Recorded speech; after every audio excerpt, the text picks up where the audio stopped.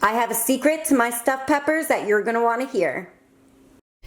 Start with 6 bell peppers. You wanna wash them and dry them, and we're gonna cut them. You could cut them one of 2 ways.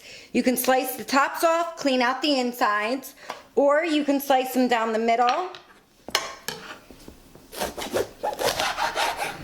Leave the top part intact, get a small paring knife, and just cut away that big piece. Make sure your baking dish that you're gonna make these in is big enough, because if you crowd them, they're not gonna cook all the way. Dice and saute 1 onion until it becomes translucent. To the onions, we wanna add 2 to 3 pounds of ground beef and cook till it's no longer pink, and then we're gonna drain it. Now you wanna cook 1 cup of long grain white rice and set it aside. Add some salt to taste and pepper. And the same with your garlic powder and your onion powder. Now for the secret ingredient. You want to get roasted red pepper and tomato soup. This is the best. This is going to give it so much flavor. You want to add 1/4 of the box to your ground beef. Mix it up, lower the heat, and simmer this 20 minutes. Don't let your meat get too dry. If you notice that you didn't add enough soup, add some more soup, and as it simmers, keep checking on it. Our ground beef and onions are simmered. I'm gonna transfer it to a large bowl, and I'm gonna add that rice to it, and we're gonna mix it up.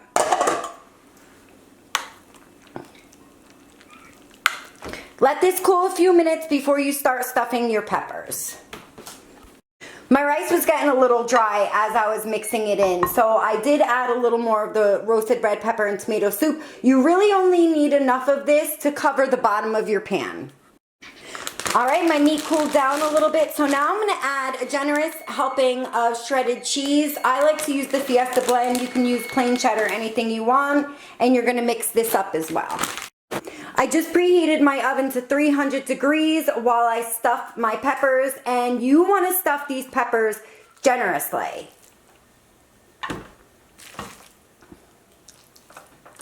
Pack the meat down in the pepper and then put more on top. A lot of the times I will have some extra mix, which is okay. I get some flour tortillas, I heat them up, I make burritos. You can get some Tostitos and make nachos with it. Now you want to take the rest of the red pepper and tomato soup, you want to spread it all over your peppers. This is going to help tenderize your peppers as they're cooking it. I'm going to cover this, and I am going to slow cook this for about 2 hours on 300 degrees. After the 2 hours up, raise your temperature on your oven to 350. You want to kind of drizzle a little bit of the sauce on the peppers. Let them get moist again.